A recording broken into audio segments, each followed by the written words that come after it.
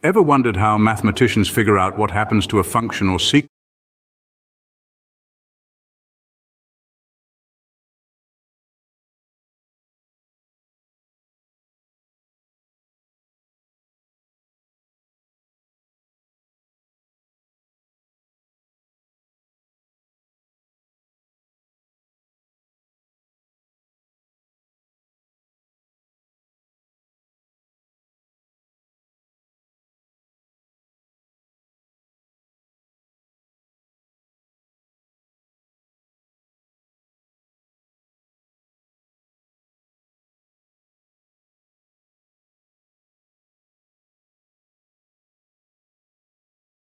as it approaches a certain point or even infinity?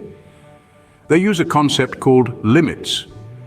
In mathematics, a limit is the value that a function or sequence approaches as the input or index approaches some value. It's a fundamental concept in calculus, and it's used to define continuity, derivatives, and integrals. Imagine a function as a journey.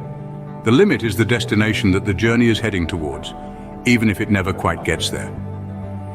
This is the beauty of the concept of limits. It allows us to explore what happens as we get infinitely close to a certain point without actually having to get there.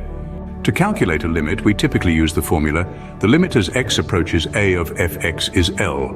This means as x gets closer and closer to a certain value a, the function fx gets closer and closer to the value L. Calculating limits may involve direct substitution, factoring, multiplying by the conjugate, or using L'Hopital's rule. It could also involve creating a table to observe the behavior of the function as it approaches the limit. Limits have several properties that help us simplify calculations. For example, the limit of a constant function is just the constant itself. The limit of a sum or difference of functions is the sum or difference of their limits. The same applies to multiplication and division under certain conditions. Limits are not just theoretical constructs, they have practical applications too. They are used to calculate average speed, acceleration, area, volume, and growth rates. They model physical, biological, chemical, economic, and social phenomena involving continuous change or approaching a boundary. To summarize, a limit in mathematics is the value a function or sequence approaches as its input or index approaches a certain value. It's a fundamental concept in calculus used to define continuity, derivatives, and integrals.